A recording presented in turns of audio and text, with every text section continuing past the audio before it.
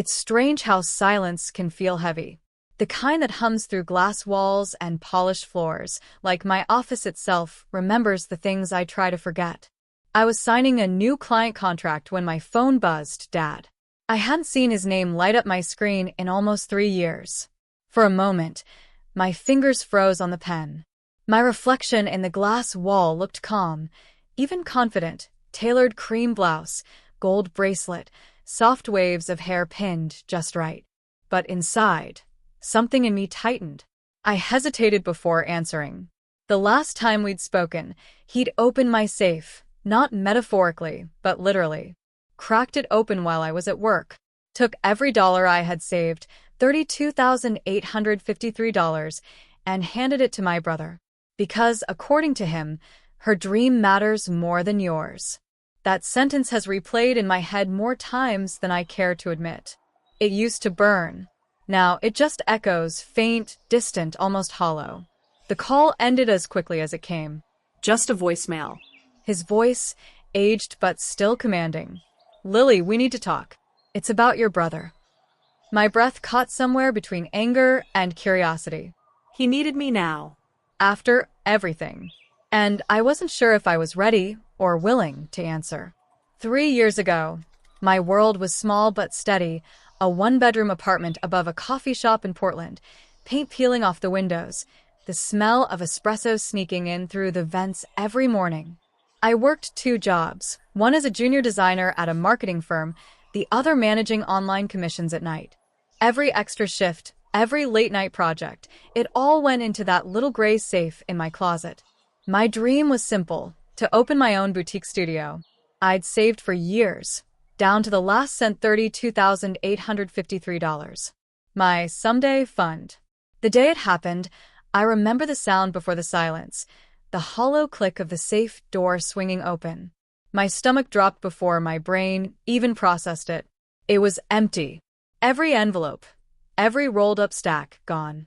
I ran downstairs. My dad was sitting at the kitchen table, coffee in hand, calm as if nothing had happened. Dad, I stammered. Did you open my safe? He didn't even look guilty. I gave it to your brother, he said, like it was the most reasonable thing in the world. He needs it for tuition. You'll be fine, Lily. You're practical. You'll figure it out.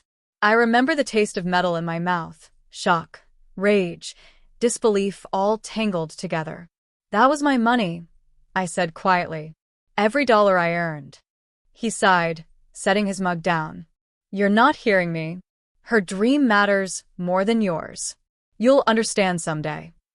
Her.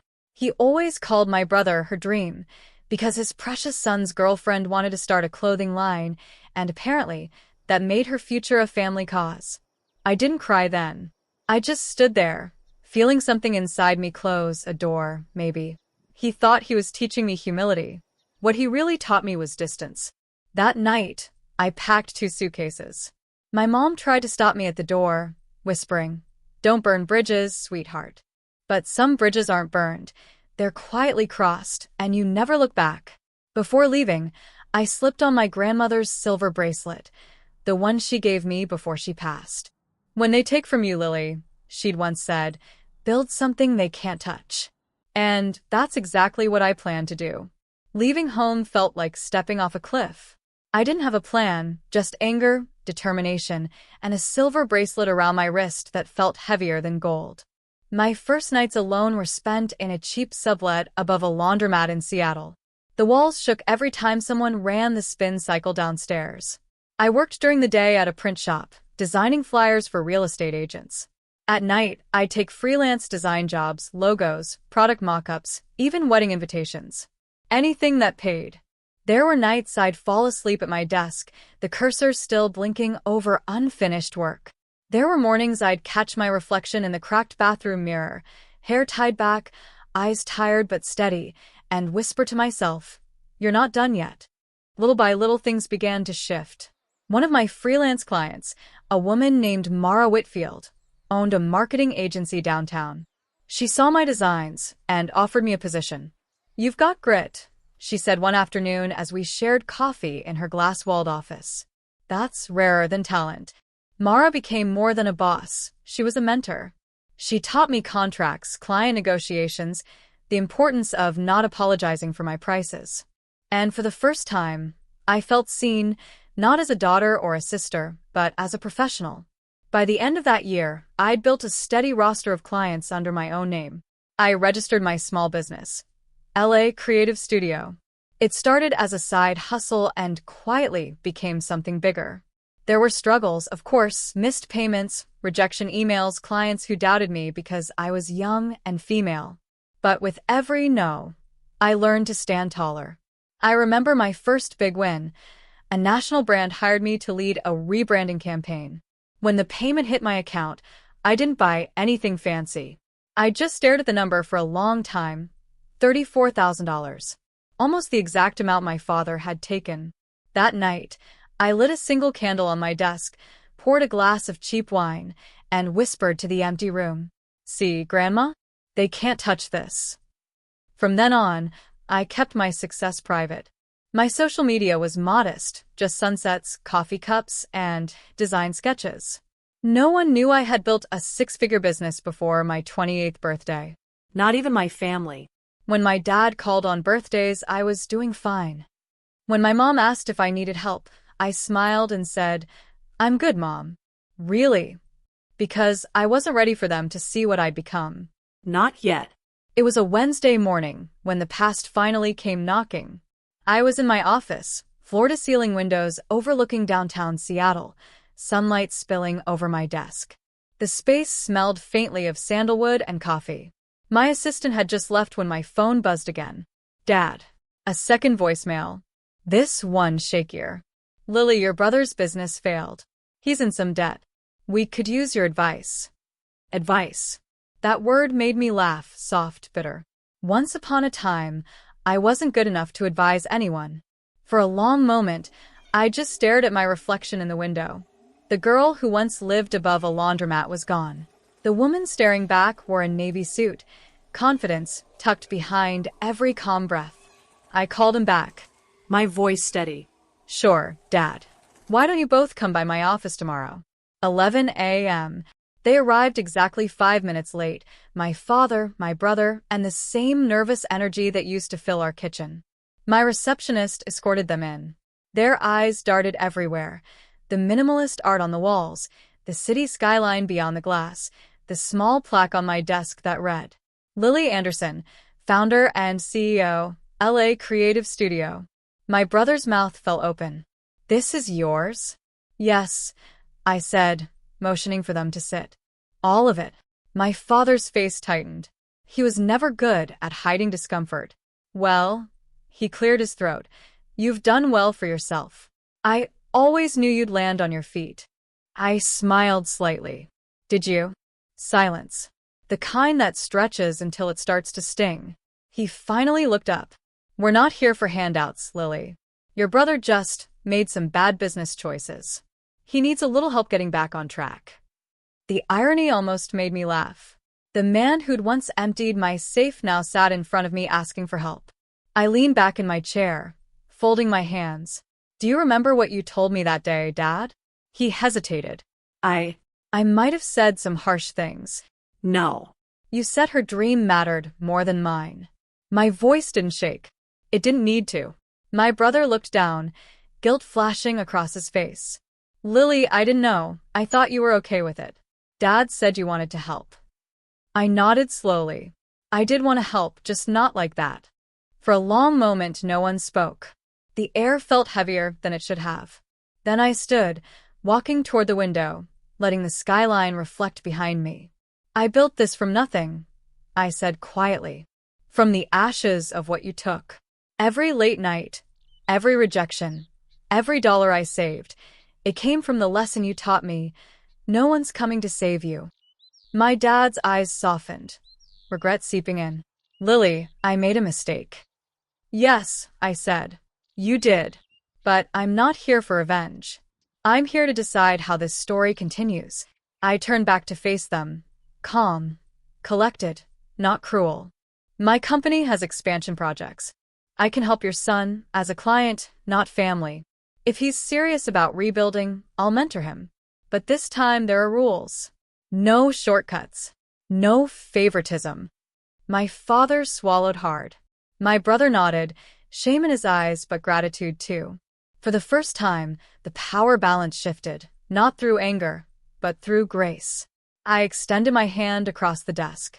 Welcome to earning it, gentlemen. They shook it, silently. And in that moment, I realized something. Forgiveness doesn't always sound like, I'm sorry. Sometimes, it sounds like control. The following week, my father and brother returned to my office, this time humbler, quieter.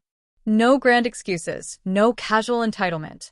Just two men who finally saw the woman they'd once underestimated. I'd prepared everything in advance. 2 contracts sat neatly on the table, printed on thick paper, not to intimidate, but to symbolize order. Clarity. Before we begin, I said, pouring coffee into 3 mugs, I need to make something clear.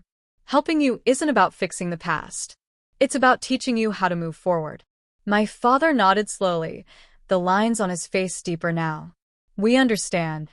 I handed the first contract to my brother. This is a mentorship agreement under my company. You'll work part-time in our logistics division for 6 months. You'll earn your keep, learn the process, and pay back your debts from your salary. No shortcuts, no pity hires. He skimmed the pages, his throat tightening. You'd really do this for me? I'm not doing it for you, I said softly. I'm doing it because I refuse to let our family story end with failure and blame. Then I turned to my father. His eyes searched mine, perhaps for forgiveness. As for you, Dad, I continued, I need something different. No money, no favors, just respect. He frowned slightly. Respect. Yes.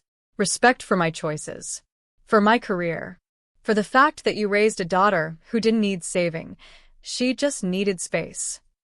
He looked down at his coffee, stirring it absently. You're right, he murmured. I should have believed in you. I didn't need belief, I replied. I needed you not to steal from me to fund someone else's dream. He winced, but I didn't let the silence stretch too long. I wanted healing, not humiliation. I pulled a small box from my drawer, my grandmother's bracelet inside. This, I said, setting it on the table, was all I had left the night I left home. She told me to build something they couldn't touch. I did, but I think it's time this bracelet stopped symbolizing distance. I slid it toward my father. You can hold on to it. Not as guilt, as a reminder that when you choose one child over another, you don't just lose money. You lose trust. His hand trembled as he touched it, eyes glistening. Lily, I raised a hand gently. No speeches, Dad. Just actions. That's all I've ever wanted. My brother signed his contract. My father nodded quietly. The deal wasn't about power, it was about balance. As they left my office, I felt something loosen in my chest. Not triumph. Peace. Because finally, I wasn't proving anything. I was setting terms. A few months passed. The world didn't change overnight, but something in our family quietly did. My brother showed up every morning to work, early, focused, sleeves rolled. At first, he struggled to find his footing, fumbling through spreadsheets and client calls. But I watched him learn. Slowly. Earnestly. And for the first time, he didn't ask for shortcuts. One evening, I passed by his desk and saw him reading a marketing book with notes scribbled in the margins. When he looked up, there was something in his eyes I hadn't seen before. Humility. Gratitude. Hey, Lily, he said softly. Thanks for giving me a real shot this time. I smiled. You earned it. As for my dad, he started visiting occasionally, never to ask for anything, just to talk. We'd sit in my office after hours, city lights flickering across the glass. He'd tell me about his garden, the coffee shop he liked, the little things. The heavy things remained unspoken, but the silence between us felt different now, not bitter, just human. One evening, he placed something on my desk, the silver bracelet. It's yours, he said. I think your grandmother would want it back where it belongs. I turned it over in my hand, the metal cool against my skin.